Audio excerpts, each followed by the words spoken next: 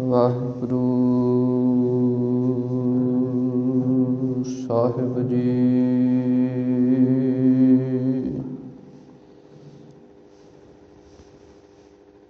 ਇੱਕ ਓੰਕਾਰ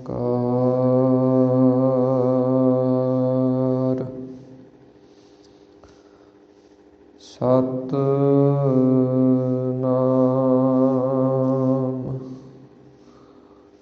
ਕਰਤਾ ਪੁਰਖ ਨਿਰਭਉ ਨਿਰਵੈਰ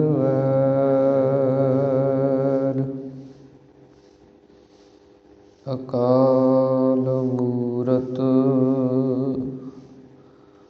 ਅਜੂਨੀ ਸੈਭੰ ਗੁਰ ਪ੍ਰਸਾਦ ਜਪ। ਆਦਿ ਸੱਚ ਜੁਗਾਦਿ ਸੱਚ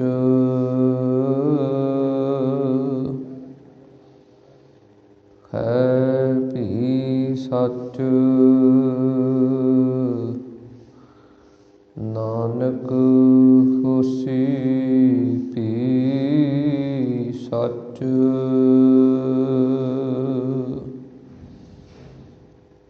ਜੋਤ ਰੂਪ ਹਰਿ ਆਪ ਗੁਰੂ ਨਾਨਕ ਕਹਾਇਆ। ਤਾਤੇ ਅੰਗਦ ਭਇਓ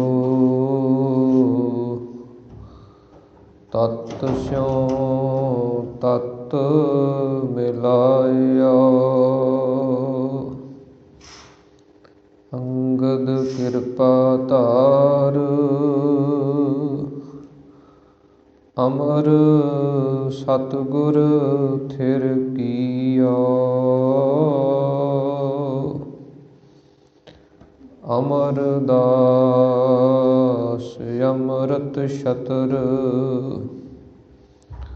ਗੁਰ ਰਾਮਹਿ ਦੀਆ। ਗੁਰੂ ਰਾਮਦਾਸ ਦਰਸ਼ਨ ਪਰਸ ਕਹਿ ਮਥੁਰਾ ਅੰਮ੍ਰਿਤ ਬੈਣ। ਮੂਰਤ ਪੰਚ ਪ੍ਰਮਾਣ ਪੁਰਖ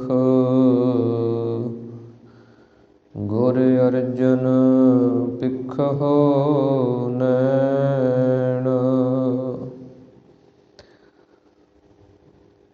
ਧਰਨ ਗਗਨ ਨਵ ਖੰਡ ਮਹਿ ਜੋਤ ਸਰੂਪੀ ਰਹਿਓ ਭਰ।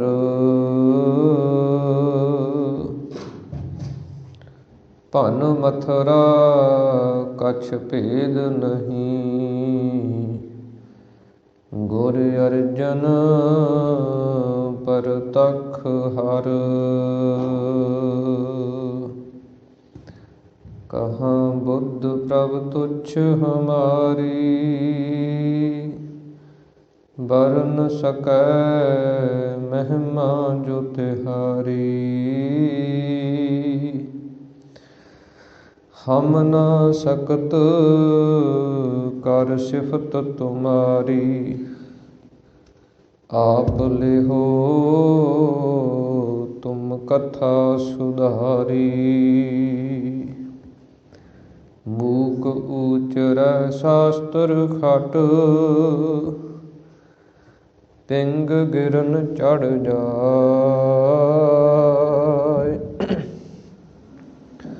ਅੰਧ ਲਖੈ ਬਦਰੋ ਸੁਣੈ ਜਿਉ ਕਾਲ ਕਿਰਪਾ ਕਰਾਇ।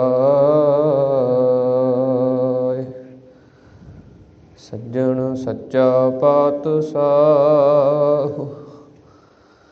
ਸਿਰ ਸਾਹਾਂਦੈ ਸਾਹੁ। ਜਿਸ ਪਾਸ ਬੈਠਿਆ ਸੋਹੀਐ ਸਭਨਾ ਦਾ ਵਿਸਾਹੁ। ਜਿਸ ਪਾਸ ਬੈਠਿਆ ਸੋਹੀਐ, ਸਭਨਾਂ ਦਾ ਵਿਸਾਹੋ।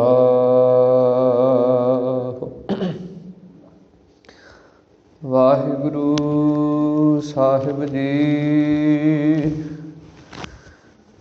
ਸੋਰਠ ਮਹੱਲਾ ਪੰਜਵਾ। ਠਾਢ ਪਾਈ ਕਰਤਾਰੇ, ਤਾਪ ਛੋੜ ਗਿਆ ਪਰਵਾਰੇ। ਠਾਢ ਪਾਈ ਕਰਤਾਰੇ,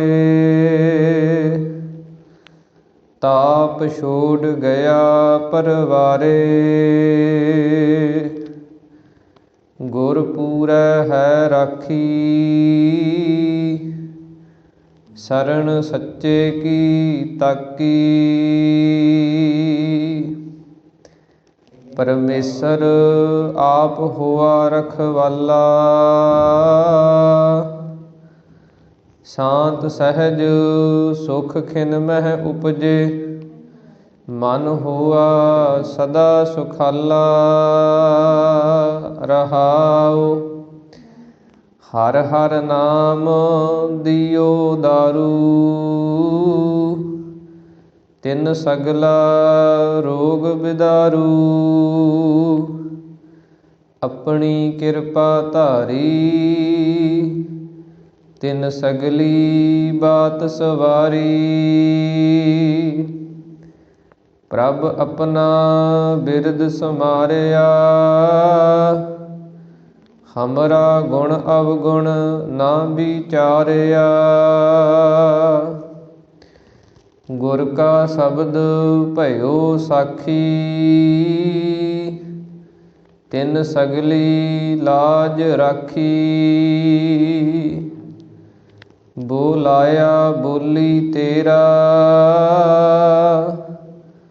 ਤੂੰ ਸਾਹਿਬ ਗੁਣੀ ਗਹਿਰਾ, ਜਪ ਨਾਨਕ ਨਾਮ ਸੱਚ ਸਾਖੀ। ਆਪਣੇ ਦਾਸ ਕੀ ਪੈਜ ਰਾਖੀ, ਜਪ ਨਾਨਕ ਨਾਮ ਸੱਚ ਸਾਖੀ। ਆਪਣੇ ਦਾਸ ਕੀ ਪੈਜ ਰਾਖੀ। ਸੋਰਠ ਮਹੱਲਾ ਪੰਜਵਾ।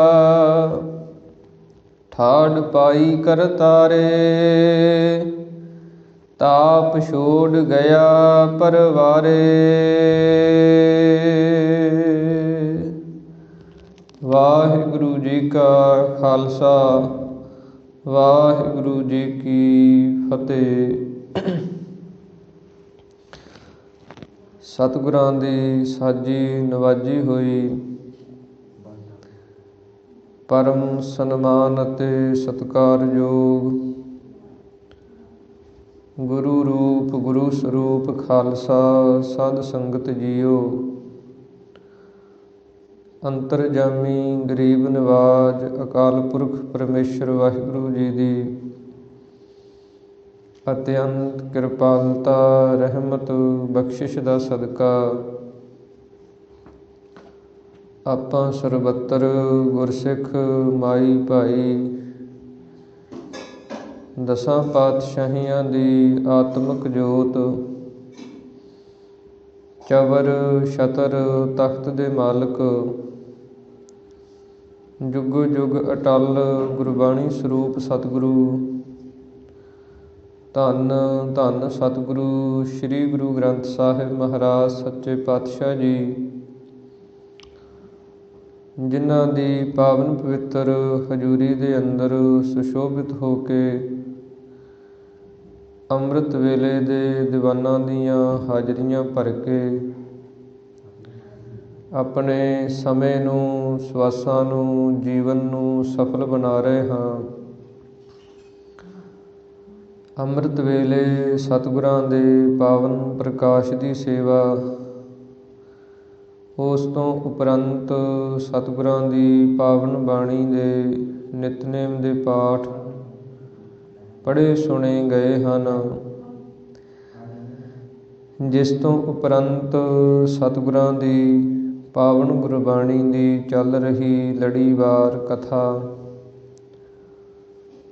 ਜੋ ਕਿ ਸੋਰਠ ਰਾਗ ਦੇ ਅੰਦਰ ਸਤਿਗੁਰਾਂ ਦੀ ਪਾਵਨ ਬਾਣੀ ਦੇ 622 ਅੰਗ ਤੇ ਪੰਚਮ ਪਾਤਸ਼ਾਹ ਸ਼ਹੀਦਾਂ ਦੇ ਸਰਤਾਜ ਨਾਮ ਬਾਣੀ ਕੇ ਬੋਹਿਥ ਮਹਾਨ ਪਰਉਪਕਾਰੀ ਸਤਿਗੁਰੂ ਧੰਨ ਧੰਨ ਸਤਿਗੁਰੂ ਸ੍ਰੀ ਗੁਰੂ ਅਰਜਨ ਦੇਵ ਮਹਾਰਾਜ ਸੱਚੇ ਪਾਤਸ਼ਾਹ ਜੀ ਦੇ ਉਚਾਰਨ ਕੀਤੇ ਹੋਏ ਸ਼ਬਦਾਂ ਦੇ ਅੰਦਰ ਚੱਲ ਰਹੀ ਹੈ।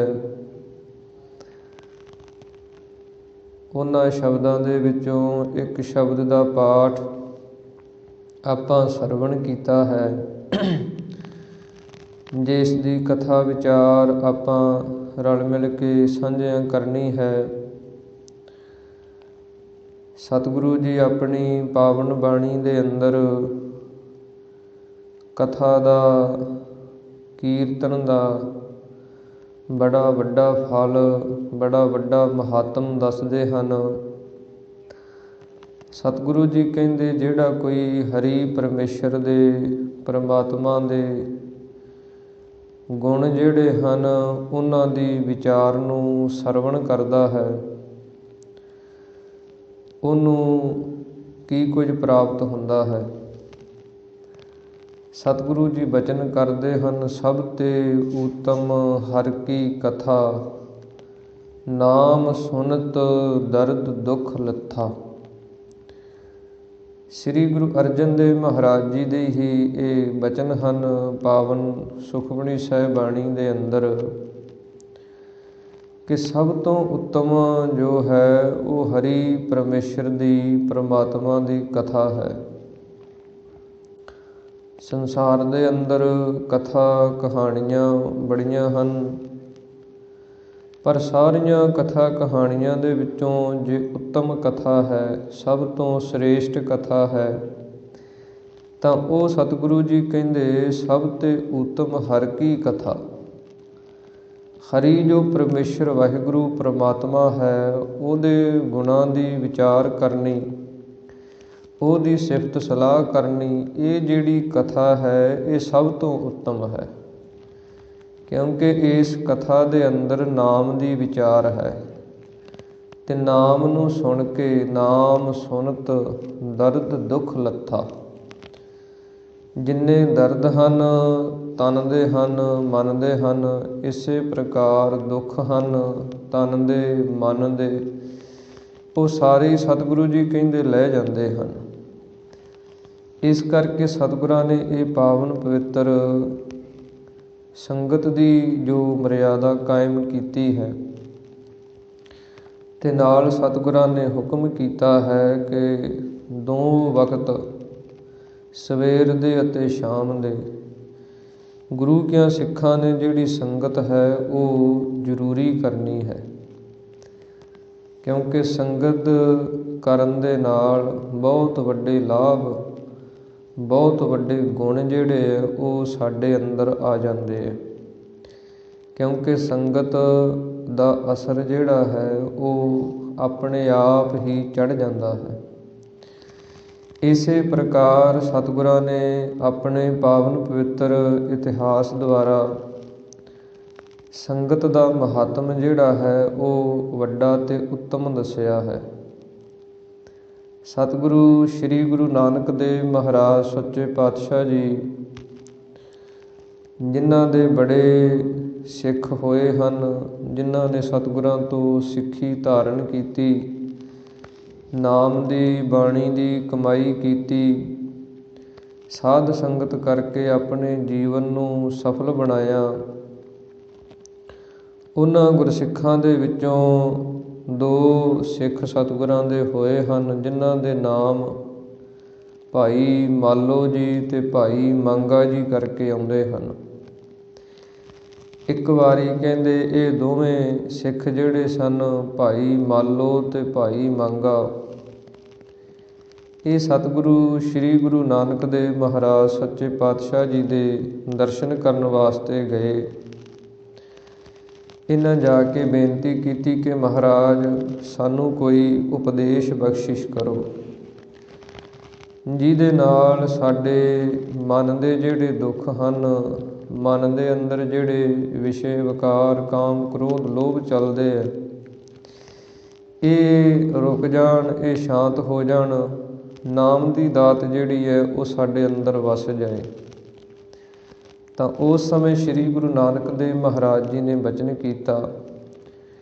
ਸਤਿਗੁਰੂ ਜੀ ਕਹਿਣ ਲੱਗੇ, ਭਾਈ ਮਾਲੋ ਜੀ, ਭਾਈ ਮੰਗਾ ਜੀ, ਤੁਸੀਂ ਅੰਮ੍ਰਿਤ ਵੇਲੇ ਤੇ ਸ਼ਾਮ ਦੇ ਸਮੇਂ ਗੁਰੂ ਕੀ ਸਾਧ ਸੰਗਤ ਕਰਨੀ ਹੈ, ਤੇ ਸਾਧ ਸੰਗਤ ਦੇ ਵਿੱਚ ਤੁਸੀਂ ਕਥਾ ਨੂੰ ਕਰਨਾ ਹੈ ਜਾਂ ਸਰਵਣ ਕਰਨਾ ਹੈ, ਕਿਉਂਕਿ ਇਹ ਦੋਵੇਂ ਗੁਰਸਿੱਖ ਪੜ੍ਹੇ ਵੀ ਸਨ, ਕਥਾ ਕਰ ਲੈਂਦੇ ਸਨ। ਇਸ ਕਰਕੇ ਸਤਿਗੁਰੂ ਜੀ ਕਹਿਣ ਲੱਗੇ ਕਿ ਤੁਸੀਂ ਕਥਾ ਸਰਵਣ ਵੀ ਕਰਨੀ ਹੈ ਤੇ ਕਰਨੀ ਵੀ ਹੈ। ਤੇ ਨਾਲ ਸਤਿਗੁਰਾਂ ਨੇ ਬਚਨ ਕੀਤਾ, ਇਸ ਕਾਰਜ ਦੇ ਅੰਦਰ ਮਿਹਨਤ ਥੋੜ੍ਹੀ ਹੈ ਤੇ ਫਲ ਜਿਹੜਾ ਉਹ ਬਹੁਤਾ ਹੈ। ਮਿਹਨਤ ਇਹਦੇ ਵਿੱਚ ਥੋੜ੍ਹੀ ਹੁੰਦੀ ਹੈ। ਸਵੇਰ ਦੇ ਸਮੇਂ, ਸ਼ਾਮ ਦੇ ਸਮੇਂ ਘੰਟਾ 2 ਘੰਟੇ ਕੱਢ ਲੈਣੇ ਤੇ ਗੁਰੂ ਦੇ ਜਸ ਨੂੰ, ਪ੍ਰਮਾਤਮਾ ਦੇ ਜਸ ਨੂੰ ਗਾਇਨ ਕਰਨਾ, ਉਹਨੂੰ ਸਰਵਣ ਕਰਨਾ। ਸਤਿਗੁਰੂ ਜੀ ਕਹਿੰਦੇ ਮਿਹਨਤ ਬੜੀ ਥੋੜ੍ਹੀ ਹੈ, ਪਰ ਫਲ ਜਿਹੜਾ ਇਹਦਾ ਬਹੁਤ ਹੀ ਵੱਡਾ ਹੈ, ਦੱਸਿਆ ਨਹੀਂ ਜਾ ਸਕਦਾ। ਇਹ ਦੋਵੇਂ ਸਿੱਖਾਂ ਨੇ ਫਿਰ ਬੇਨਤੀ ਕੀਤੀ। ਕਹਿਣ ਲੱਗੇ, ਮਹਾਰਾਜ ਇਹ ਗੱਲ ਸਾਡੀ ਸਮਝ ਦੇ ਵਿੱਚ ਨਹੀਂ ਆਉਂਦੀ ਕਿ ਜਦੋਂ ਸੰਸਾਰ ਦੇ ਵੱਲ ਵੇਖਦੇ ਹਾਂ ਤੇ ਉਹਦੇ ਨਾਲੋਂ ਤੇ ਇਹ ਗੱਲ ਉਲਟ ਹੈ। ਕਿਉਂਕਿ ਸੰਸਾਰ ਦੇ ਅੰਦਰ ਤੇ ਇਹ ਗੱਲ ਚੱਲਦੀ ਹੈ ਕਿ ਜਿੰਨੀ ਕਿਸੇ ਦੀ ਮਿਹਨਤ ਜ਼ਿਆਦਾ ਹੈ, ਉਨਾ ਹੀ ਉਸੇ ਨੂੰ ਫਲ ਮਿਲੇਗਾ। ਜੇ ਮਿਹਨਤ ਘੱਟ ਹੈ ਤੇ ਫਲ ਵੀ ਘੱਟ ਹੈ। ਪਰ ਤੁਸੀਂ ਕਹਿੰਦੇ ਹੋ ਕਿ ਇਹਦੇ ਵਿੱਚ ਮਿਹਨਤ ਬੜੀ ਥੋੜ੍ਹੀ ਹੈ ਤੇ ਫਲ ਬਹੁਤਾ ਹੈ। ਉਹ ਸਾਨੂੰ ਦੱਸੋ ਕਿ ਕਿਵੇਂ ਹੈ। ਤਾਂ ਸਤਿਗੁਰੂ ਗੁਰੂ ਨਾਨਕ ਪਾਤਸ਼ਾਹ ਮਹਾਰਾਜ ਸੱਚੇ ਪਾਤਸ਼ਾਹ ਜੀ ਸਿੱਖਿਆ ਬਖਸ਼ਿਸ਼ ਕਰਦੇ ਹਨ। ਸਤਿਗੁਰੂ ਜੀ ਕਹਿਣ ਲੱਗੇ, ਬਾਜ਼ਾਰ ਦੇ ਅੰਦਰ ਆਪਾਂ ਜਦੋਂ ਜਾਂਦੇ ਹਾਂ, ਸ਼ਹਿਰ ਦੇ ਅੰਦਰ ਜਾ ਕੇ ਬਾਜ਼ਾਰ ਦੇ ਵਿੱਚ ਦੀ ਲੰਘੀਏ ਤੇ ਉੱਥੇ ਕਿੰਨੀਆਂ ਦੁਕਾਨਾਂ ਹੁੰਦੀਆਂ। ਉੱਥੇ ਤਰ੍ਹਾਂ ਤਰ੍ਹਾਂ ਦੇ ਵਪਾਰੀਆਂ ਦੇ ਵਪਾਰ ਚੱਲਦੇ ਹੈ। ਇਸੇ ਤਰ੍ਹਾਂ ਸਤਿਗੁਰੂ ਜੀ ਕਹਿੰਦੇ ਕਿ ਜਿਹੜਾ ਕੋਈ ਜਿਵੇਂ ਲੱਕੜਹਾਰੇ ਦੀ ਜ਼ਿੰਦਗੀ ਹੈ, ਉਹਦਾ ਜੀਵਨ ਵੇਖੋ, ਉਹਨੇ ਸਾਰਾ ਦਿਨ ਲੱਕੜਾਂ ਦੇ ਨਾਲ ਮਿਹਨਤ ਕਰਨੀ ਹੈ, ਬੜੀ ਹੱਡ ਤੋੜਵੀਂ ਮਿਹਨਤ ਕਰਕੇ, ਕਮਾਈ ਕਰਕੇ, ਤੇ ਫਲ ਜਿਹੜਾ ਮਾਇਆ ਜਿਹੜੀ ਹੈ ਉਹ ਉਹਨੂੰ ਬਹੁਤ ਥੋੜ੍ਹੀ ਪ੍ਰਾਪਤ ਹੁੰਦੀ ਹੈ। ਮਿਹਨਤ ਬੜੀ ਕਰਦਾ, ਸਾਰਾ ਦਿਨ ਲੱਗਿਆ ਰਹਿੰਦਾ। ਇਸੇ ਤਰ੍ਹਾਂ ਫਿਰ ਸਤਿਗੁਰੂ ਜੀ ਕਹਿੰਦੇ ਅੱਗੇ ਜਿਹੜੇ ਕੋਈ ਵਪਾਰ ਕਰਨ ਵਾਲੇ ਹਨ, ਬਜਾਜੀ ਦਾ ਕੰਮ ਕਰਨ ਵਾਲੇ, ਕੱਪੜਿਆਂ ਦਾ ਕੰਮ ਕਰਨ ਵਾਲੇ, ਉਹਨਾਂ ਦੀ ਮਿਹਨਤ ਵੇਖੋ। ਇੱਕ ਜਗ੍ਹਾ 'ਤੇ ਬੈਠ ਕੇ ਜਾਂ ਤੁਰ ਫਿਰ ਕੇ ਕੱਪੜਾ ਵੇਚਣਾ, ਉਹਦੇ 'ਚ ਥੋੜ੍ਹੀ ਘੱਟ ਮਿਹਨਤ ਹੁੰਦੀ ਹੈ, ਫਲ ਉਹਦੇ 'ਚ ਵੀ ਥੋੜ੍ਹਾ ਹੁੰਦਾ। ਇੱਕ ਸਤਿਗੁਰੂ ਜੀ ਕਹਿੰਦੇ ਸੋਨੇ ਦਾ, ਹੀਰਿਆਂ ਦਾ ਵਪਾਰ ਕਰਨ ਵਾਲੇ ਵਪਾਰੀ ਹਨ। ਉਹਨਾਂ ਦੀ ਮਿਹਨਤ ਵੇਖੋ, ਇੱਕ ਜਗ੍ਹਾ 'ਤੇ ਆਰਾਮ ਦੇ ਨਾਲ ਬੈਠੇ ਹੈ, ਹੀਰਿਆਂ ਦਾ ਵਪਾਰ ਕਰਦੇ ਹੈ। ਜੇ ਕੋਈ ਆ ਗਿਆ, ਕਿਸੇ ਨੂੰ ਗਹਿਣਾ ਦੇ ਦਿੱਤਾ ਤੇ ਫਲ ਉਹਨਾਂ ਨੂੰ ਕਿੰਨਾ ਪ੍ਰਾਪਤ ਹੁੰਦਾ। ਇਸੇ ਪ੍ਰਕਾਰ ਸਤਿਗੁਰੂ ਜੀ ਕਹਿੰਦੇ ਜਿਹੜੀ ਸਾਧ ਸੰਗਤ ਕਰਨੀ ਹੈ, ਕਥਾ ਕਰਨੀ ਹੈ, ਕਥਾ ਸੁਣਨੀ ਹੈ, ਇਹ ਹੀਰਿਆਂ ਦਾ ਵਪਾਰ ਹੈ। ਇਸ ਦੇ ਅੰਦਰ ਮਿਹਨਤ ਜਿਹੜੀ ਹੈ ਉਹ ਬੜੀ ਥੋੜ੍ਹੀ ਹੁੰਦੀ ਹੈ। ਇਸ ਕਰਕੇ ਸੰਗਤ ਕਰਨੀ ਜਿਹੜੀ, ਇਹਦੇ ਵਿੱਚੋਂ ਸਾਰੀਆਂ ਹੀ ਚੀਜ਼ਾਂ ਪ੍ਰਾਪਤ ਹੋ ਜਾਂਦੀਆਂ। ਇਸ ਕਰਕੇ ਸਤਿਗੁਰੂ ਜੀ ਕਹਿੰਦੇ ਗੁਰੂ ਕੇ ਸਿੱਖ ਜਿਹੜੇ ਹਨ ਉਹ ਹੰਸਾਂ ਵਰਗੇ ਹੋਣੇ ਚਾਹੀਦੇ ਹੈ, ਅਤੇ ਸਾਧ ਸੰਗਤ ਜਿਹੜੀ ਹੈ ਇਹ ਮਾਨ ਸਰੋਵਰ ਹੈ।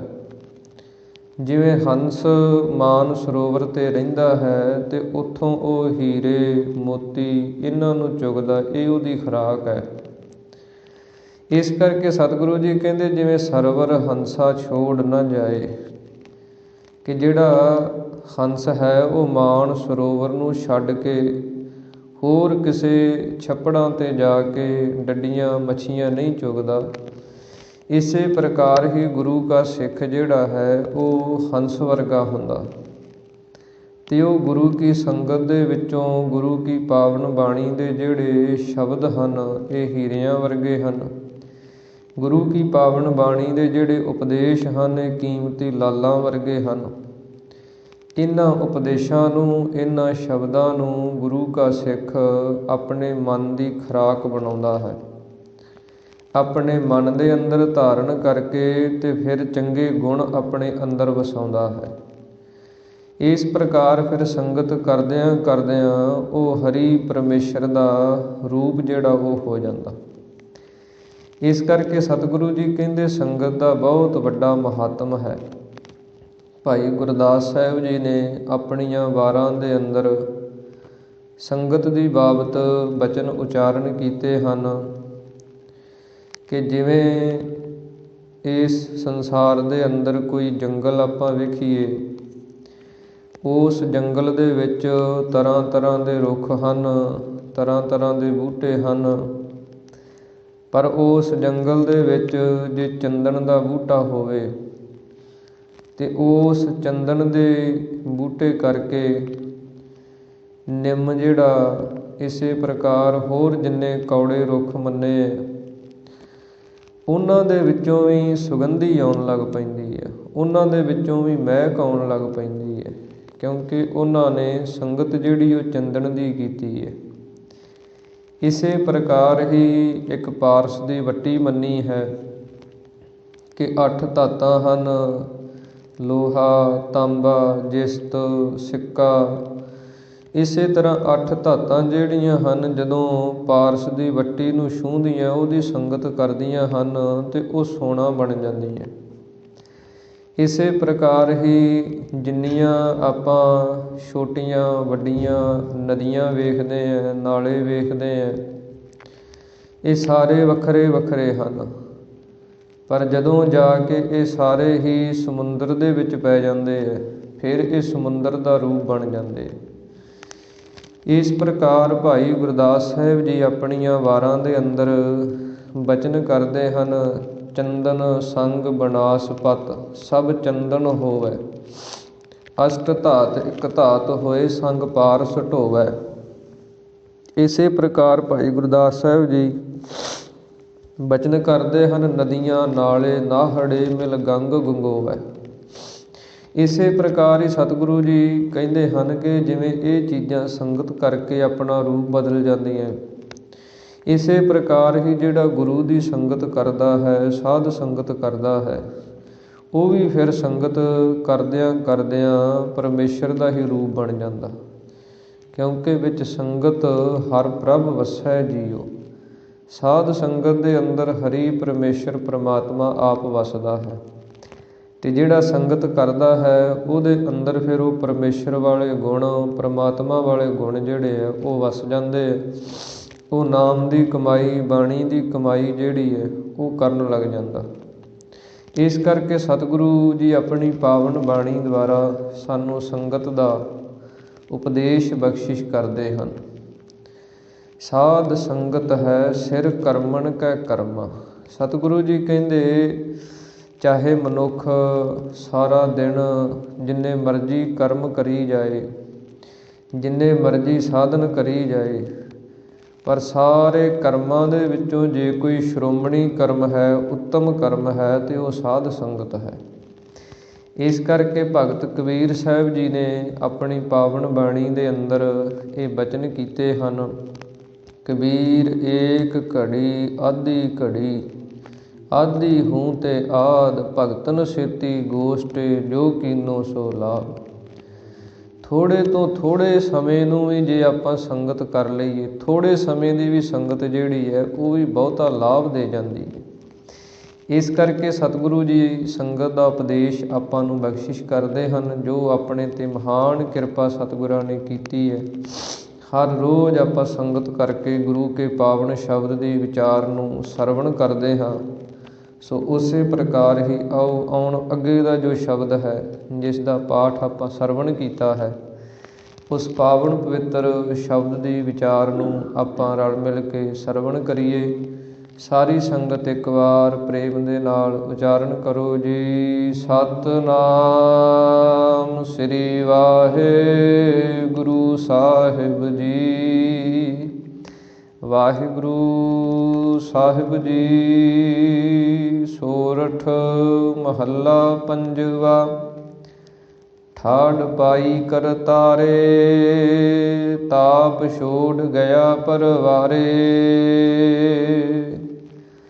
ਸੋਰਠ ਰਾਗ ਦੇ ਅੰਦਰ ਪੰਚਮ ਪਾਤਸ਼ਾਹ ਧੰਨ ਸ੍ਰੀ ਗੁਰੂ ਅਰਜਨ ਦੇਵ ਮਹਾਰਾਜ ਸੱਚੇ ਪਾਤਸ਼ਾਹ ਜੀ ਇਹ ਸ਼ਬਦ ਉਚਾਰਨ ਕਰਦੇ ਹਨ।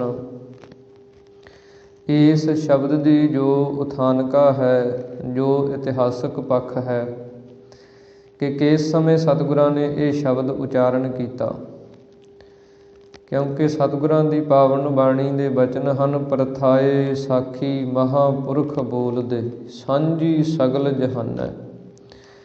ਸਤਿਗੁਰੂ ਜੀ ਕੋਈ ਪ੍ਰਯੋਜਨ ਨੂੰ ਲੈ ਕੇ ਕੋਈ ਕਾਰਨ ਬਣਦਾ ਹੈ, ਉਹ ਕਾਰਨ ਦੇ ਵਿੱਚੋਂ ਹੀ ਕਾਰਜ ਜਿਹੜਾ ਉਹ ਪੈਦਾ ਹੁੰਦਾ।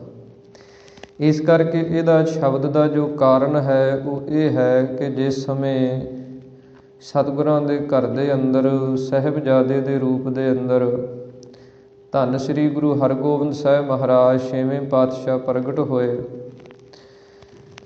ਅਤੇ ਥੋੜ੍ਹੇ ਸਮੇਂ ਦੇ ਹੀ ਸਨ, ਕੁਝ ਕੁ ਮਹੀਨਿਆਂ ਦੇ ਹੀ ਸਨ, ਅਤੇ ਸਾਹਿਬਜ਼ਾਦੇ ਨੂੰ ਜਿਹੜਾ ਬੁਖਾਰ ਹੁੰਦਾ, ਤਾਪ ਹੁੰਦਾ, ਇਹ ਹੋ ਗਿਆ ਸਰੀਰ ਨੂੰ। ਅਤੇ ਉਹ ਤਾਪ ਐਸਾ ਵਿਗੜਿਆ ਅਤੇ ਉਹ ਉਤਰੇ ਨਾ। ਜਿਵੇਂ ਤਾਪ ਦੀਆਂ ਵੈਦਾਂ ਨੇ ਬੜੀਆਂ ਕਿਸਮਾਂ ਮੰਨੀਆਂ ਹਨ। ਵੈਦਿਕ ਦੇ ਗ੍ਰੰਥਾਂ ਦੇ ਅੰਦਰ 8 ਪ੍ਰਕਾਰ ਦਾ ਤਾਪ ਮੰਨਿਆ, ਜਿਨ੍ਹਾਂ ਦੇ ਵਿੱਚੋਂ ਪਹਿਰ ਦਾ ਤਾਪ, ਫਿਰ ਇਸੇ ਪ੍ਰਕਾਰ 3 ਪਹਿਰਾ ਤਾਪ, ਇਸੇ ਪ੍ਰਕਾਰ ਫਿਰ ਤਈਏ ਦਾ ਤਾਪ, ਫਿਰ ਚੌਥੇ ਦਾ ਤਾਪ। ਜਿਹੜਾ ਤਾਪ ਜਿਸ ਸਮੇਂ ਚੜ੍ਹ ਜਾਏ ਫਿਰ ਉਨਾ ਸਮੇਂ ਬਾਅਦ ਪਾ ਕੇ ਫਿਰ ਉਹ ਚੜ੍ਹਦਾ। ਇਹਦੀਆਂ ਵੱਖੋ ਵੱਖਰੀਆਂ ਕਿਸਮਾਂ ਹਨ, ਫਿਰ ਇਹਦੇ ਇਲਾਜ ਹਨ, ਜਿਨ੍ਹਾਂ ਦੇ ਵਿੱਚੋਂ ਇੱਕ ਬਰੀਕੀ ਤਾਪ ਜਿਹੜਾ ਸਭ ਤੋਂ ਖਤਰਨਾਕ ਮੰਨਿਆ। ਇਸ ਪ੍ਰਕਾਰ ਇਹ ਤਾਪ ਦਾ ਜਿਹੜਾ ਰੋਗ ਸੀ, ਇਹ ਸਾਹਿਬਜ਼ਾਦੇ ਦੇ ਸਰੀਰ ਨੂੰ ਜਦੋਂ ਲੱਗਿਆ ਤਾਂ ਉਸ ਸਮੇਂ ਸਤਿਗੁਰਾਂ ਨੇ ਜਦੋਂ ਸਾਰੇ ਵੈਦ ਹਕੀਮ ਕਿਸੇ ਤੋਂ ਇਲਾਜ ਨਾ ਹੋਇਆ, ਉਸ ਸਮੇਂ ਫਿਰ ਪਰਮੇਸ਼ਰ ਦੇ ਅੱਗੇ ਅਰਦਾਸ ਬੇਨਤੀ, ਪਰਮਾਤਮਾ ਦੇ ਨਾਮ ਦਾ ਆਸਰਾ ਲਿਆ ਅਤੇ ਸਾਹਿਬਜ਼ਾਦੇ ਦਾ ਜਿਹੜਾ ਸਰੀਰ ਸੀ ਸ੍ਰੀ ਗੁਰੂ ਹਰਗੋਬਿੰਦ ਸਾਹਿਬ ਮਹਾਰਾਜ ਜੀ ਦਾ ਤੰਦਰੁਸਤ ਹੋਇਆ। ਉਹ ਤਾਪ ਸੀ ਜਿਹੜਾ ਸਾਰਾ ਹੀ ਉਤਰ ਗਿਆ। ਉਸ ਸਮੇਂ ਫਿਰ ਸਿੱਖਾਂ ਨੇ ਬੇਨਤੀ ਕੀਤੀ, ਮਹਾਰਾਜ ਇਹ ਕਿਰਪਾ ਕਿਵੇਂ ਹੋਈ? ਤਾਂ ਸਤਿਗੁਰਾਂ ਨੇ ਉਸ ਪਰਮੇਸ਼ਰ ਦਾ ਸ਼ੁਕਰਾਨਾ ਕਰਦਿਆਂ ਹੋਇਆਂ ਪਰਮਾਤਮਾ ਦੀ ਸਿਫਤ ਸਲਾਹ ਦੇ ਰੂਪ ਦੇ ਅੰਦਰ ਸਤਿਗੁਰਾਂ ਨੇ ਇਹ ਸਾਂਝਾ ਉਪਦੇਸ਼ ਸਮੁੱਚੇ ਸੰਗਤਾਂ ਦੇ ਤਾਈਂ, ਸਮੁੱਚੇ ਜਗਤ ਦੇ ਤਾਈਂ ਬਖਸ਼ਿਸ਼ ਕੀਤਾ। ਤਾਂ ਸਤਿਗੁਰੂ ਜੀ ਉਚਾਰਨ ਕਰਦੇ ਹਨ, ਠਾਢ ਪਾਈ ਕਰਤਾਰੇ, ਤਾਪ ਛੋੜ ਗਿਆ ਪਰਵਾਰੇ। ਸਤਿਗੁਰੂ ਸ੍ਰੀ ਗੁਰੂ ਅਰਜਨ ਦੇਵ ਮਹਾਰਾਜ ਬਚਨ ਕਰਦੇ ਹਨ ਕਿ ਜੋ ਕਰਤਾਰ ਪਰਮੇਸ਼ਰ ਵਾਹਿਗੁਰੂ ਹੈ, ਸਾਰੀ ਸ੍ਰਿਸ਼ਟੀ ਦਾ ਕਰਤਾ ਹੈ, ਉਹ ਪਰਮਾਤਮਾ ਦੇ ਜਿੱਥੇ ਅਨੇਕਾਂ ਨਾਮ ਹਨ, ਉੱਥੇ ਉਸ ਨੂੰ ਇੱਕ ਨਾਮ ਕਰਤਾਰ ਕਰਕੇ ਵੀ ਜਾਣਿਆ ਜਾਂਦਾ। ਕਿਉਂਕਿ ਸ੍ਰੀ ਗੁਰੂ ਨਾਨਕ ਦੇਵ ਮਹਾਰਾਜ ਸੱਚੇ ਪਾਤਸ਼ਾਹ ਜੀ ਜਿੱਥੇ ਜਾਂਦੇ ਸਤਿਗੁਰਾਂ ਦਾ ਇਹ ਨਾਅਰਾ ਹੁੰਦਾ, ਸਤ ਕਰਤਾਰ। ਕਰਤਾਰ ਉਸ ਪਰਮੇਸ਼ਰ ਨੂੰ ਇਸ ਕਰਕੇ ਆਖਿਆ ਜਾਂਦਾ ਕਿ ਉਹ ਇੱਕ ਤੇ ਸਾਰੀ ਸ੍ਰਿਸ਼ਟੀ ਦਾ ਕਰਤਾ ਹੈ। ਜਿੰਨੀ ਇਹ ਜਗਤ ਆਪਾਂ ਵੇਖਦੇ ਹਾਂ, ਇਸ ਨੂੰ ਕਰਨ ਵਾਲਾ ਕਰਤਾ ਪੁਰਖ, ਇਹ ਸਾਰੀ ਸ੍ਰਿਸ਼ਟੀ ਦਾ ਕਰਤਾ ਉਹ ਪਰਮੇਸ਼ਰ ਵਾਹਿਗੁਰੂ ਹੈ। ਪੁਰੀ ਪੁਰੀ ਬਸੰਤਾ ਸਾ ਪੁਰਖਾ। ਇਸੇ ਪ੍ਰਕਾਰ ਜਿੰਨੀਆਂ ਇਹ ਦੇਹਾਂ ਰੂਪੀ ਪੁਰੀਆਂ ਹਨ, ਉਹਨਾਂ ਦੇ ਵਿੱਚ ਵਸਣੇ ਕਰਕੇ ਉਹ ਪੁਰਖ ਹੈ। ਇਸ ਪ੍ਰਕਾਰ ਉਸ ਪਰਮੇਸ਼ਰ ਵਾਹਿਗੁਰੂ ਨੂੰ ਕਰਤਾਰ ਆਖਿਆ ਜਾਂਦਾ।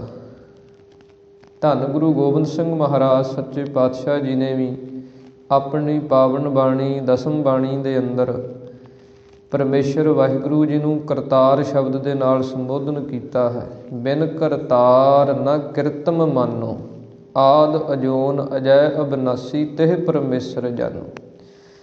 ਕਿ ਅਸੀਂ ਬਿਨਾਂ ਕਰਤਾਰ ਤੋਂ ਉਹਦੀ ਕਿਰਤ ਨੂੰ ਨਹੀਂ ਮੰਨਦੇ, ਕਿਉਂਕਿ ਇੱਕ ਤੇ ਉਹ ਪਰਮੇਸ਼ਰ ਵਾਹਿਗੁਰੂ ਕਰਤਾ ਹੈ, ਆਪ ਹੈ।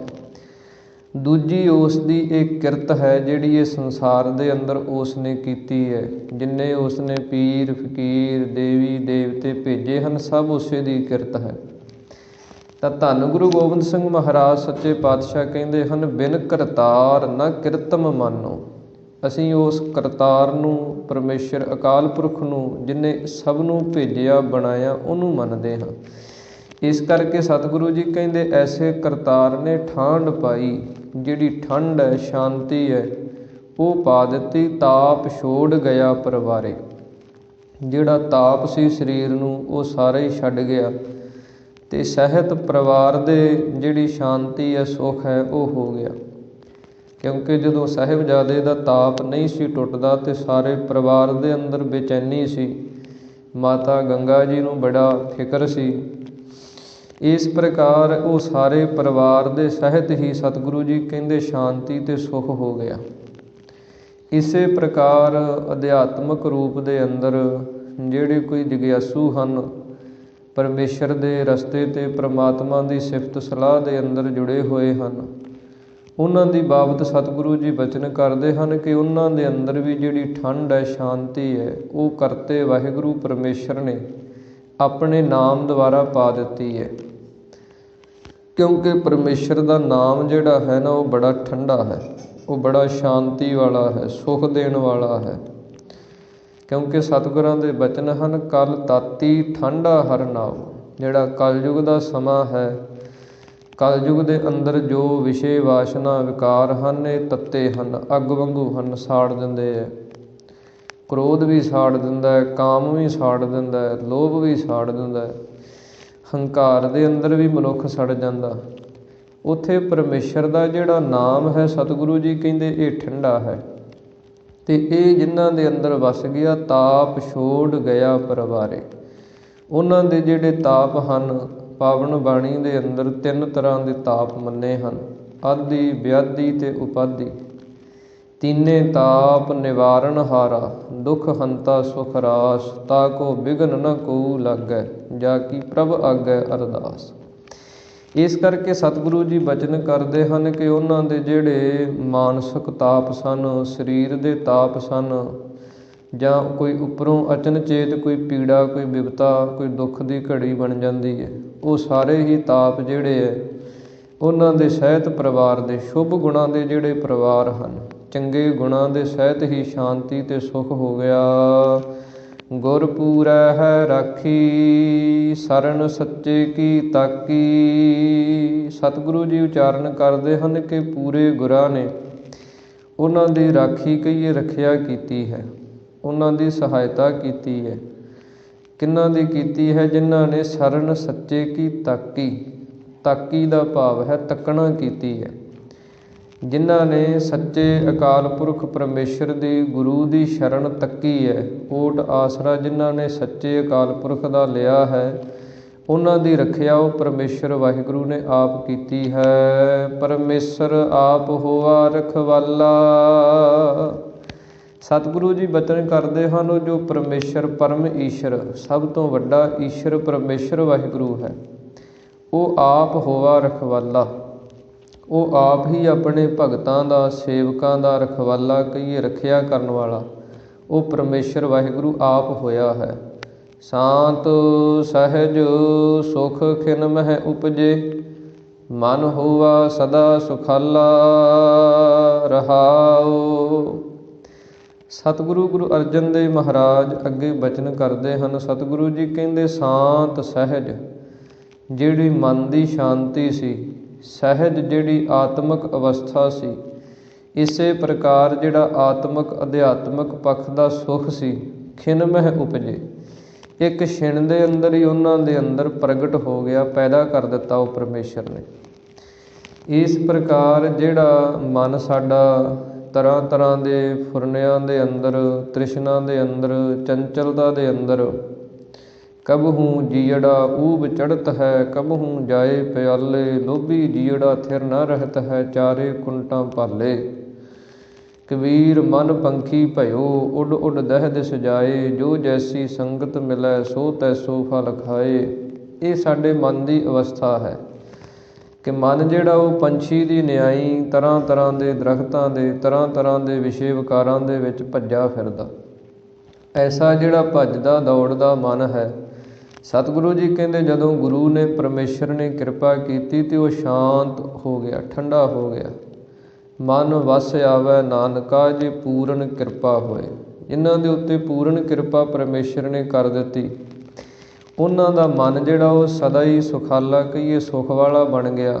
ਉਹਨਾਂ ਦੇ ਅੰਦਰ ਜਿਹੜੇ ਸ਼ਾਂਤੀ, ਆਤਮਿਕ ਅਵਸਥਾ ਦੇ ਸੁੱਖ ਜਿਹੜੇ ਸਨ, ਉਹ ਇੱਕ ਛਿਣ ਦੇ ਅੰਦਰ ਹੀ ਉਹ ਪਰਮੇਸ਼ਰ ਨੇ ਪੈਦਾ ਕਰ ਦਿੱਤੇ, ਪ੍ਰਗਟ ਕਰ ਦਿੱਤੇ। ਹਰ ਹਰ ਨਾਮ ਦੀਓ ਦਾਰੂ, ਤਿਨ ਸਗਲਾ ਰੋਗ ਬਿਦਾਰੂ।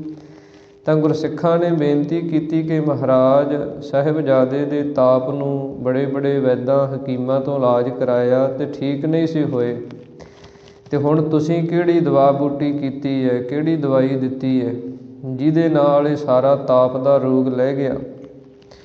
ਤਾਂ ਸਤਿਗੁਰੂ ਜੀ ਬਚਨ ਕਰਦੇ ਹਨ, ਹਰ ਹਰ ਨਾਮ ਦੀਓ ਦਾਰੂ, ਕਿ ਹਰੀ ਪਰਮੇਸ਼ਰ ਦਾ ਜੋ ਸਭ ਦੇ ਦੁੱਖਾਂ ਨੂੰ, ਪਾਪਾਂ ਨੂੰ ਹਰਨ ਵਾਲਾ ਪ੍ਰਮਾਤਮਾ ਹੈ, ਉਹਦਾ ਨਾਮ ਜਿਹੜਾ ਉਹ ਦਾਰੂ ਤੋਂ ਭਾਵ ਕੇ ਦਵਾ ਦਿੱਤੀ ਹੈ, ਔਸ਼ਧੀ ਦਿੱਤੀ ਹੈ। ਇਸੇ ਦਵਾ ਦੇ ਨਾਲ, ਇਸੇ ਨਾਮ ਦੀ ਔਸ਼ਧੀ ਦੇ ਨਾਲ ਤਿੰਨ ਸਗਲਾ ਰੋਗ ਬਿਦਾਰੂ, ਸਾਰਾ ਹੀ ਰੋਗ ਸੀ ਜਿਹੜਾ ਉਹ ਬਿਦਾਰੂ ਕਹੀਏ ਨਾਸ ਹੋ ਗਿਆ। ਕਿਉਂਕਿ ਪਰਮੇਸ਼ਰ ਵਾਹਿਗੁਰੂ ਦਾ ਨਾਮ ਜਿਹੜਾ ਹੈ ਉਹ ਸਭ ਤੋਂ ਵੱਡੀ ਔਸ਼ਧੀ ਹੈ। ਸਰਬ ਰੋਗ ਕਾ ਔਖਦ ਨਾਮ, ਕਿ ਸਾਰੀਆਂ ਰੋਗਾਂ ਦਾ, ਸਾਰੀਆਂ ਔਸ਼ਧੀਆਂ ਦਵਾਈਆਂ ਦਾ ਸਭ ਤੋਂ ਜੇ ਉੱਤਮ ਦਵਾਈ ਹੈ ਤੇ ਉਹ ਪਰਮੇਸ਼ਰ ਦਾ ਨਾਮ ਹੈ। ਇਸ ਕਰਕੇ ਸਤਿਗੁਰੂ ਜੀ ਕਹਿੰਦੇ ਹਨ, ਜਦੋਂ ਕੋਈ ਨਾਮ ਦੇ ਨਾਲ ਜੁੜਦਾ ਹੈ, ਨਾਮ ਦੇ ਨਾਲ ਆਸਰਾ ਲੈਂਦਾ ਹੈ, ਤੇ ਫਿਰ ਜਿਹੜੇ ਦਵਾ ਹੈ, ਦਵਾਈ ਹੈ, ਉਹ ਵੀ ਕੰਮ ਕਰਦੀ ਹੈ। ਕਈ ਵਾਰ ਇਨਸਾਨ ਜਿਹੜਾ ਉਹਨੂੰ ਕੋਈ ਰੋਗ ਲੱਗ ਜਾਂਦਾ, ਉਹ ਬੜੀਆਂ ਦਵਾਈਆਂ ਲੈਂਦਾ, ਕਦੇ ਕਿਸੇ ਡਾਕਟਰ ਤੋਂ, ਕਦੇ ਕਿਸੇ ਤੋਂ, ਤੇ ਕਹਿੰਦਾ ਵੀ ਦਵਾਈ ਨਹੀਂ ਲੱਗਦੀ। ਪਰ ਜਦੋਂ ਕੋਈ ਗੁਰੂ ਦਾ ਆਸਰਾ ਲੈ ਲੈਂਦਾ, ਪਰਮੇਸ਼ਰ ਦੇ ਅੱਗੇ ਅਰਦਾਸ ਬੇਨਤੀ, ਗੁਰੂ ਅੱਗੇ ਅਰਦਾਸ ਬੇਨਤੀ ਕਰਦਾ, ਤੇ ਫਿਰ ਸਤਿਗੁਰੂ ਜੀ ਕਹਿੰਦੇ ਉਹ ਦਵਾਈ ਵੀ ਲੱਗਣ ਲੱਗ ਜਾਂਦੀ ਹੈ, ਜਿਹੜਾ ਇਲਾਜ ਉਹ ਵੀ ਹੋਣ ਲੱਗ ਜਾਂਦਾ, ਬਿਮਾਰੀਆਂ ਜਿਹੜੀਆਂ ਉਹ ਵੀ ਕੱਟੀਆਂ ਜਾਂਦੀਆਂ। ਕਿਉਂਕਿ ਮੇਰਾ ਵੈਦ ਗੁਰੂ ਗੋਬਿੰਦਾ, ਹਰ ਹਰ ਨਾਮ ਔਖਦ ਮੁਖ ਦੇਵੈ, ਕਾਟੈ ਜਮ ਕੀ ਫੰਦਾ। ਸਾਡਾ ਜਿਹੜਾ ਵੈਦ ਹੈ ਉਹ ਸਭ ਤੋਂ ਵੱਡਾ ਵੈਦ ਗੁਰੂ ਹੈ। ਭਾਈ ਗੁਰਦਾਸ ਸਾਹਿਬ ਜੀ ਨੇ ਆਪਣੀਆਂ ਵਾਰਾਂ ਅੰਦਰ ਬਚਨ ਕੀਤੇ ਹਨ, ਸਤਿਗੁਰ ਪੂਰਾ ਵੈਦ ਹੈ, ਪੰਜੇ ਰੋਗ ਅਸਾਧ ਨਿਵਾਰੇ। ਜਿਸ ਗੁਰੂ ਨੇ ਵੈਦ ਹੋ ਕੇ ਪੰਜੇ ਰੋਗ ਜਿਹੜੇ ਸਨ, ਕਾਮ ਦਾ ਰੋਗ, ਕ੍ਰੋਧ ਦਾ ਰੋਗ, ਇਹ ਸਾਰੇ ਨਿਵਰਤ ਕਰ ਦਿੱਤੇ, ਸਾਰੇ ਰੋਗ ਜਿਹੜੇ ਉਹ ਖਤਮ ਕਰ ਦਿੱਤੇ। ਜਿਵੇਂ ਵੈਦ ਆਪਣੇ ਤਰੀਕੇ ਦੇ ਨਾਲ ਰੋਗ ਨੂੰ ਵੇਖ ਕੇ, ਰੋਗ ਦੀ ਪਰਖ ਕਰਕੇ ਫਿਰ ਦਵਾਈ ਦਿੰਦਾ, ਫਿਰ ਉਹਦਾ ਪਰਹੇਜ਼ ਜਿਹੜਾ ਉਹ ਦੱਸਦਾ। ਜਿਵੇਂ ਜਿਵੇਂ ਉਹ ਦੱਸਦਾ ਉਵੇਂ ਉਵੇਂ ਜੇ ਮਰੀਜ਼ ਕਰੀ ਜਾਏ ਤੇ ਫਿਰ ਉਹ ਤੰਦਰੁਸਤ ਹੋ ਜਾਂਦਾ, ਬਿਮਾਰੀ ਤੋਂ ਰਹਿਤ ਹੋ ਜਾਂਦਾ। ਇਸੇ ਪ੍ਰਕਾਰ ਹੀ ਜੋ ਜੋ ਸਿੱਖਿਆ ਸਾਨੂੰ ਸਤਿਗੁਰਾਂ ਨੇ ਬਖਸ਼ਿਸ਼ ਕੀਤੀ ਹੈ, ਜੇ ਆਪਾਂ ਉਹਦੇ 'ਤੇ ਚੱਲਦੇ ਰਹੀਏ, ਜੋ ਜੋ ਸਾਨੂੰ ਪਰਹੇਜ਼ ਦੱਸੇ ਆ ਉਹ ਆਪਾਂ ਕਰਦੇ ਰਹੀਏ, ਫਿਰ ਆਪਣੇ ਜੀਵਨ ਦੇ ਅੰਦਰ ਚੰਗੇ ਗੁਣ ਜਿਹੜੇ ਹੈ, ਧਾਰਮਿਕ ਗੁਣ ਜਿਹੜੇ ਆ ਉਹ ਪੈਦਾ ਹੋ ਜਾਂਦੇ ਹੈ, ਜਿਹਦੇ ਕਰਕੇ ਫਿਰ ਜਿੰਨੇ ਇਹ ਕਾਮ, ਕ੍ਰੋਧ, ਹੋਰ ਜਿੰਨੇ ਔਗਣ ਹਨ, ਉਹ ਸਾਰੇ ਰੋਗ ਜਿਹੜੇ ਆ ਉਹ ਸਤਿਗੁਰੂ ਜੀ ਕਹਿੰਦੇ ਨਾਸ ਹੋ ਜਾਂਦੇ, ਲੈ ਜਾਂਦੇ ਹਨ। ਆਪਣੀ ਕਿਰਪਾ ਧਾਰੀ, ਤਿੰਨ ਸਗਲੀ ਬਾਤ ਸਵਾਰੀ। ਸਤਿਗੁਰੂ ਜੀ ਕਹਿੰਦੇ ਪਰਮੇਸ਼ਰ ਵਾਹਿਗੁਰੂ ਨੇ ਆਪਣੀ ਜਿਹੜੀ ਕਿਰਪਾ ਹੈ ਉਹ ਧਾਰੀ ਕਹੀਏ ਕਰ ਦਿੱਤੀ, ਤਿੰਨ ਸਗਲੀ ਬਾਤ ਸਵਾਰੀ। ਤੇ ਉਹ ਪਰਮੇਸ਼ਰ ਦੀ ਕਿਰਪਾ ਨੇ ਹੀ ਸਾਰੀ ਗੱਲਬਾਤ ਜਿਹੜੀ ਸੀ ਉਹ ਸਵਾਰ ਦਿੱਤੀ। ਜਿਹੜੀ ਗੱਲਬਾਤ ਨਹੀਂ ਸੀ ਬਣਦੀ ਉਹ ਵੀ ਬਣਾ ਦਿੱਤੀ ਪਰਮੇਸ਼ਰ ਨੇ। ਜਿਹੜੀਆਂ ਰੁਕਾਵਟਾਂ ਸਨ, ਜਿਹੜੇ ਵਿਘਨ ਸਨ, ਉਹ ਸਾਰੇ ਨਾਸ ਕਰ ਦਿੱਤੇ। ਤੇ ਗੱਲ ਜਿਹੜੀ ਆ ਉਹ ਚੰਗੀ ਪਰਮੇਸ਼ਰ ਦੇ ਨਾਲ ਸਾਂਝ ਰੂਪੀ ਜਿਹੜੀ ਗੱਲ ਹੈ ਉਹ ਬਣਾ ਦਿੱਤੀ। ਕਿਉਂਕਿ ਸਾਡਾ ਮਨ ਜਿਹੜਾ ਉਹ ਪਰਮੇਸ਼ਰ ਦੇ ਰਸਤੇ ਵੱਲ ਤੁਰਦਾ ਨਹੀਂ, ਇੱਧਰ ਨੂੰ ਮੁੜਦਾ ਨਹੀਂ। ਬੜਾ ਔਖਾ ਮੋੜਨਾ, ਥੋੜ੍ਹੇ ਸਮੇਂ ਵਾਸਤੇ ਵੀ ਟਿਕਾਉਣਾ ਬੜਾ ਔਖਾ, ਸੰਗਤ ਦੇ ਵਿੱਚ ਕਈ ਵਾਰੀ ਨਹੀਂ ਆਉਂਦਾ। ਪਰ ਜਿਹੜਾ ਉਹ ਪਰਮੇਸ਼ਰ ਵਾਹਿਗੁਰੂ ਹੈ, ਗੁਰੂ ਜਦੋਂ ਆਪਣੀ ਕਿਰਪਾ ਕਰ ਦਿੰਦਾ ਹੈ ਅਤੇ ਫਿਰ ਉਹ ਐਸੇ ਤਰੀਕੇ ਦੇ ਨਾਲ ਮੋੜਦਾ, ਸਗਲੀ ਬਾਤ ਸਵਾਰੀ। ਫਿਰ ਜਿਹੜਾ ਮਨ ਨਹੀਂ ਸੀ ਜੀ ਕਰਦਾ, ਉਹ ਮਨ ਫਿਰ ਗੁਰੂ ਦੀ ਬਾਣੀ ਸੁਣਨ ਲੱਗ ਜਾਂਦਾ, ਪੜ੍ਹਨ ਲੱਗ ਜਾਂਦਾ, ਵਿਚਾਰਨ ਲੱਗ ਜਾਂਦਾ। ਇਹ ਸਾਰੀ ਗੱਲਬਾਤ ਜਿਹੜੀ ਹੈ ਉਹ ਪਰਮੇਸ਼ਰ ਵਾਹਿਗੁਰੂ ਉਹਨਾਂ ਦੀ ਆਪੇ ਹੀ ਸਵਾਰ ਦਿੰਦਾ ਹੈ। ਪ੍ਰਭ ਆਪਣਾ ਬਿਰਦ ਸਮਾਰਿਆ, ਹਮਰਾ ਗੁਣ ਅਵਗੁਣ ਨਾ ਵਿਚਾਰਿਆ। ਸਤਿਗੁਰੂ ਜੀ ਕਹਿੰਦੇ ਪ੍ਰਭੂ ਪਰਮੇਸ਼ਰ ਨੇ ਆਪਣਾ ਜਿਹੜਾ ਬਿਰਦ ਸੀ ਉਹਦੀ ਸੰਭਾਲ ਕੀਤੀ ਹੈ। ਬਿਰਦ ਤੋਂ ਭਾਵ ਹੈ ਨਿਯਮ, ਬਿਰਦ ਤੋਂ ਭਾਵ ਹੈ ਧਰਮ। ਉਹ ਪਰਮੇਸ਼ਰ ਵਾਹਿਗੁਰੂ ਦਾ ਬਿਰਦ ਕੀ ਹੈ, ਨਿਯਮ ਕੀ ਹੈ, ਸੁਭਾਅ ਕੀ ਹੈ ਕਿ ਜਿਹੜਾ ਉਹਦੀ ਸ਼ਰਨ ਆ ਜਾਏ ਉਹਦੀ ਉਹ ਸੰਭਾਲ ਕਰਦਾ, ਉਹਦੀ ਉਹ ਰੱਖਿਆ ਕਰਦਾ। ਅਤੇ ਹਮਰਾ ਗੁਣ ਅਵਗੁਣ ਨਾ ਵਿਚਾਰਿਆ। ਅਤੇ ਜਦੋਂ ਉਹ ਪਰਮੇਸ਼ਰ ਵਾਹਿਗੁਰੂ ਕਿਸੇ ਦੀ ਰੱਖਿਆ ਕਰਦਾ, ਫਿਰ ਉਹਦੇ ਗੁਣ ਅਤੇ ਅਵਗੁਣ ਨਹੀਂ ਵਿਚਾਰਦਾ। ਉਹਦੇ ਵਾਸਤੇ ਜਿਵੇਂ ਕੋਈ ਵੈਦ ਦੇ ਕੋਲ ਦਵਾਈ ਲੈਣ ਜਾਂਦਾ, ਆਪਣਾ ਇਲਾਜ ਕਰਾਉਣ ਜਾਂਦਾ, ਅਤੇ ਵੈਦ ਉਹਦਾ ਇਲਾਜ ਕਰਦਾ, ਉਹਦੇ 'ਚ ਗੁਣ ਕੀ ਹੈ, ਅਵਗੁਣ ਕੀ ਹੈ, ਇਹ ਨਹੀਂ ਵੇਖਦਾ। ਚੰਗਾ ਹੈ, ਮਾੜਾ ਹੈ, ਇਹ ਨਹੀਂ ਵੇਖਦਾ। ਪਾਪੀ ਹੈ, ਪੁੰਨੀ ਹੈ, ਇਹ ਨਹੀਂ ਵੇਖਦਾ। ਇਹ ਧਰਮੀ ਹੈ ਜਾਂ ਨਹੀਂ ਧਰਮੀ, ਇਹ ਨਹੀਂ ਵੇਖਦਾ। ਕਿਉਂਕਿ ਵੈਦ ਨੇ ਇਲਾਜ ਕਰਨਾ, ਉਹਦੀ ਬਿਮਾਰੀ ਨੂੰ ਵਿੱਚੋਂ ਕੱਢ ਦੇਣਾ। ਇਸੇ ਪ੍ਰਕਾਰ ਹੀ ਜੋ ਗੁਰੂ ਹੈ, ਪਰਮੇਸ਼ਰ ਵਾਹਿਗੁਰੂ ਹੈ, ਉਹ ਜੀਵਾਂ ਦੇ ਗੁਣ ਅਵਗੁਣ ਨਹੀਂ ਵੇਖਦਾ।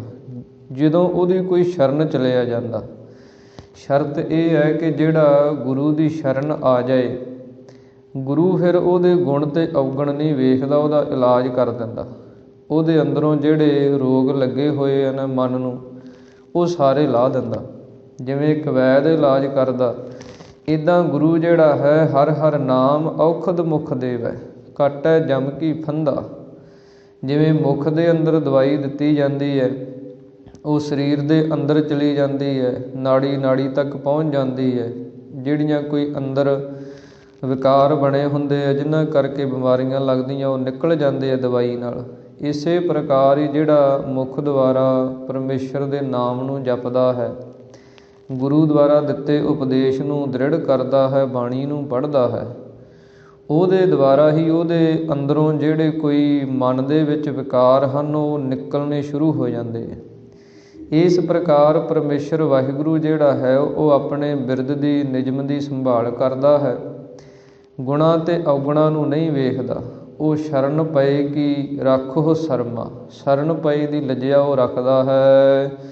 ਗੁਰ ਕਾ ਸ਼ਬਦ ਭਇਓ ਸਾਖੀ, ਤਿਨ ਸਗਲੀ ਲਾਜ ਰਾਖੀ। ਸਤਿਗੁਰੂ ਜੀ ਕਹਿੰਦੇ ਗੁਰੂ ਕਾ ਜਿਹੜਾ ਸ਼ਬਦ ਹੈ ਇਹ ਭਇਓ ਸਾਖੀ, ਇਹ ਸਾਖੀ ਕਹੀਏ ਗਵਾਹੀ ਵਾਲਾ ਬਣਦਾ ਹੈ।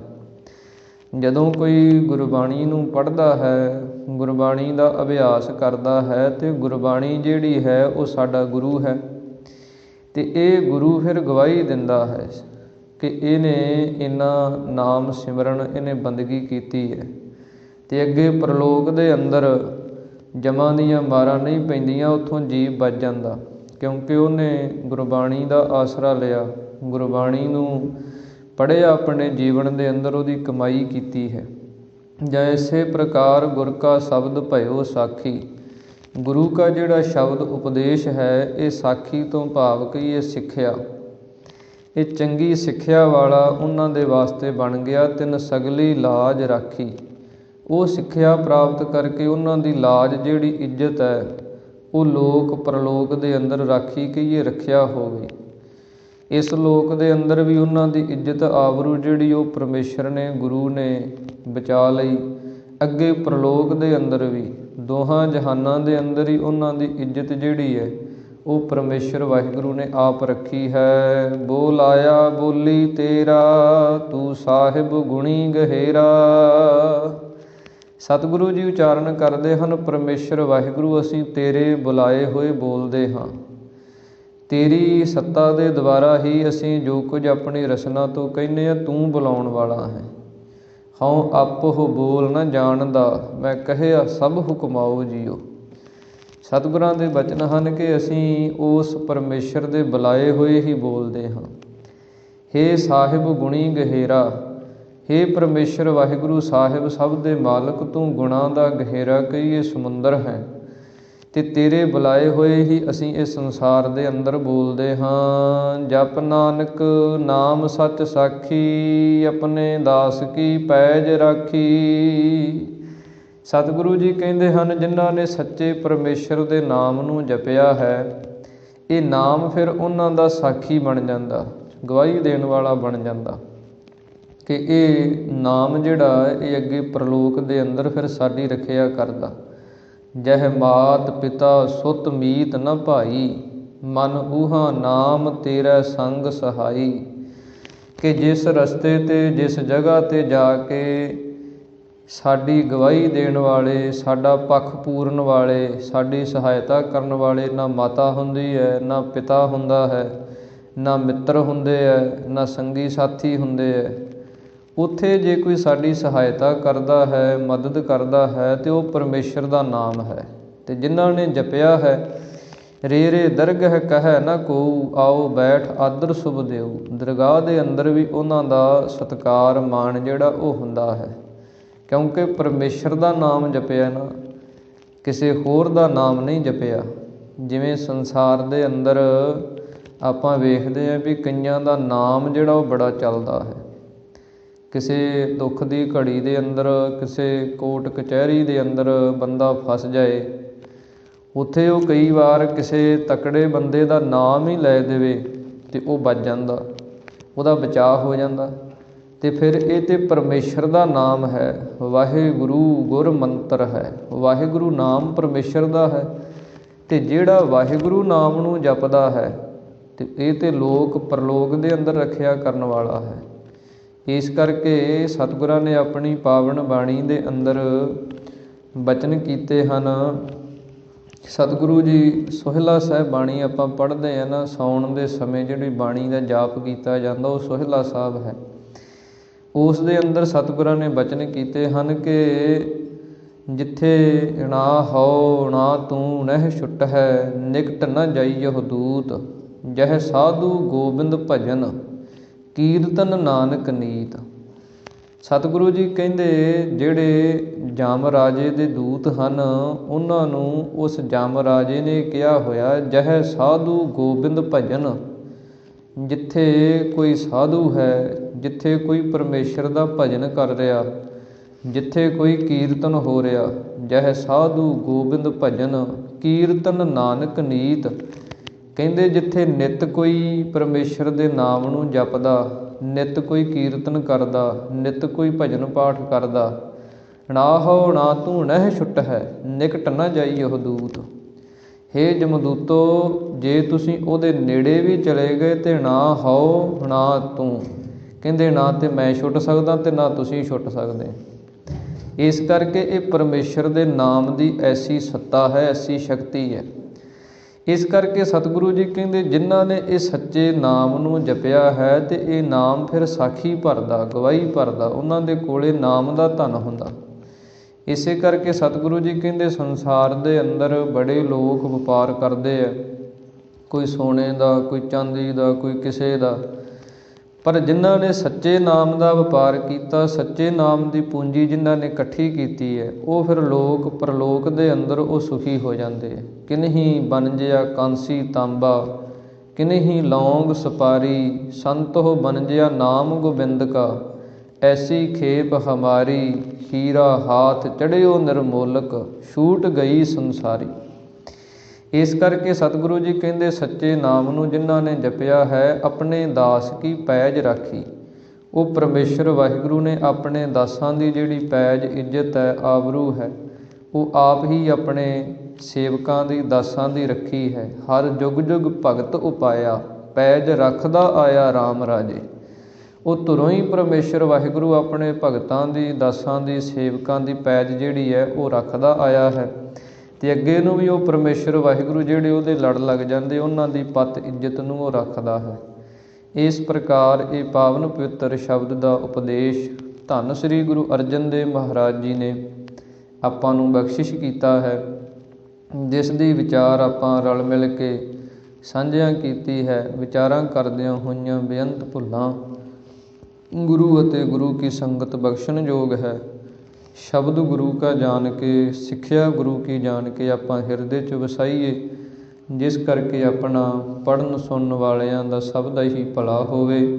ਆਪਾਂ ਵੀ ਲੋਕ ਸੁਖੀਏ, ਪਰਲੋਕ ਸੁਹੇਲੇ, ਨਾਨਕ ਹਰ ਪ੍ਰਭ ਆਪਹਿ ਮੇਲੇ। ਇਸ ਦਾਤ ਦੀ ਆਪਾਂ ਨੂੰ ਪ੍ਰਾਪਤੀ ਹੋਵੇ।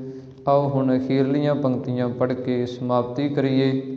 ਉਸ ਤੋਂ ਉਪਰੰਤ ਅਰਦਾਸ ਬੇਨਤੀ ਦੇ ਵਿੱਚ ਸ਼ਾਮਲ ਹੋਈਏ ਜੀ। ਬੋਲਾਇਆ ਬੋਲੀ ਤੇਰਾ, ਤੂੰ ਸਾਹਿਬ ਗੁਣੀ ਗਹਿਰਾ। ਜਪ ਨਾਨਕ ਨਾਮ ਸੱਚ ਸਾਖੀ, ਆਪਣੇ ਦਾਸ ਕੀ ਪੈਜ ਰਾਖੀ। ਵਾਹਿਗੁਰੂ ਜੀ ਕਾ ਖਾਲਸਾ, ਵਾਹਿਗੁਰੂ ਜੀ ਕੀ ਫਤਿਹ।